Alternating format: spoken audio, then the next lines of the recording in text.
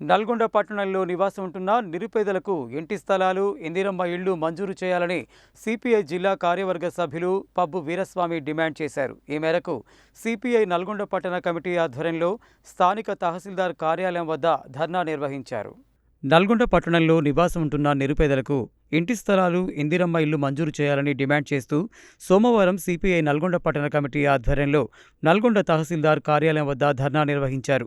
ఈ సందర్భంగా సిపిఐ జిల్లా కార్యవర్గ సభ్యులు పబ్బు వీరస్వామి మాట్లాడుతూ నల్గొండ పట్టణంలో నిరుపేదలకు ఇళ్ల స్థలాలు ఇవ్వాలని గతంలో పలుమార్లు ఆర్డీఓ దృష్టికి తీసుకువెళ్లడం జరిగిందని తెలిపారు.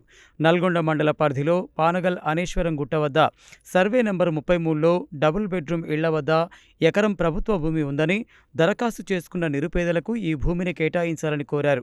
అలాగే సాగర్ రోడ్లో మాతృక భూమిలో 2 సంవత్సరాల క్రితం గుడిసెలు వేసుకుని ఉన్న వారికి ప్రభుత్వం పట్టాలు ఇవ్వాలని కోరారు.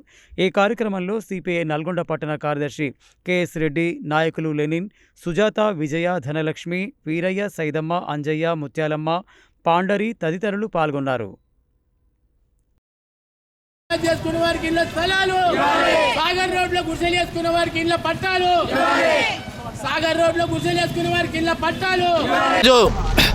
నల్గొండ పట్టణ భారత కమ్యూనిస్ట్ పార్టీ నాయకత్వాన ఎంఆర్ఓ ఆఫీస్ ముంగుట ఇల్లు లేని వారికి దరఖాస్తు 2 సంవత్సరాల నుంచి పోరాటం చేసి దరఖాస్తు చేసుకున్న మహిళలకు ఇళ్ళ స్థలాలు ఇవ్వాలని చెప్పి కమ్యూనిస్ట్ పార్టీ పిలుపులో భాగంగా ఈరోజు ఎంఆర్ఓ ఆఫీస్ ముంగట ధర్నా చేయడం జరుగుతుంది. దాదాపు ఒక 2 సంవత్సరాల నుంచి నల్గొండ చుట్టుపక్కల గ్రామాలలో ఇండ్లు లేక కిరాయికి ఉండి, నల్గొండలో కిరాయికి ఉండి కనీసం వాళ్ళు చనిపోతే కూడా కిరాయిలలో ఉన్న వాళ్ళకు వాళ్ళు చనిపోయిన పీనుగలు కూడా ఏనేయకుండా ఉండి ఇబ్బందులు పడే అటువంటి పరిస్థితుల్లో మనం కలెక్టర్ గారికి కూడా దరఖాస్తులు చేసుకోవడం జరిగింది.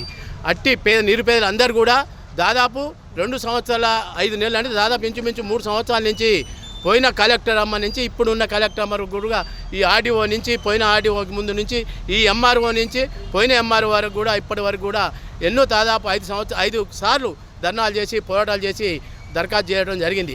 వారందరికీ కూడా విచారణ చేసి నల్గొండ పట్టణ పరిధిలో ఆర్ఐలు కానీ లేకపోతే కార్యదర్శుల ద్వారా కానీ ఖచ్చితంగా వార్డులో దరఖాస్తు చేసుకున్న అందరికీ నిరుపేదలకు వార్డుల వైజ్గా ఎంక్వైరీ చేసి వారందరికీ నిజమైన స్వచ్ఛమైన వారికి దరఖాస్తు చేసుకున్న వాళ్ళందరికీ కూడా అనేశ్వరం గుట్టకు 33 సర్వే నెంబర్లో దాదాపు 4 ఎకరాల భూమి ప్రభుత్వ భూమి ఉంది. ఇప్పటికి ఎన్నోసార్లు చెప్తా ఉన్నాం.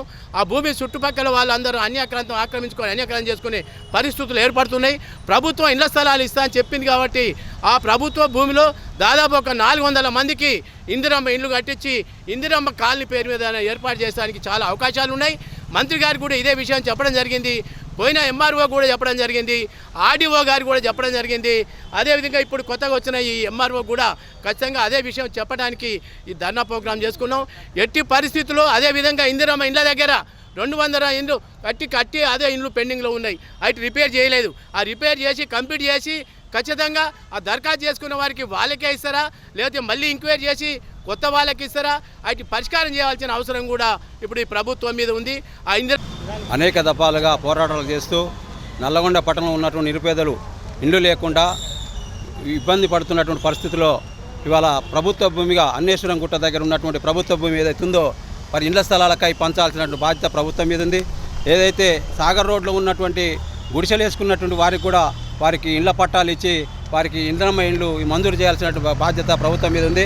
ఎందుకంటే గత ప్రభుత్వం ఎన్నికల వాగ్దానంలో కూడా ఇల్లు లేని వారికి నిరుపేదలకు ఇళ్ల స్థలాలు, ఇండ్లు ఇస్తానన్నట్టు వాగ్దానంలో భాగంగా ఇక్కడ అనేక మంది నిరుపేదలు ఇల్లు లేకుండా జీవనం సాగిస్తున్నారు.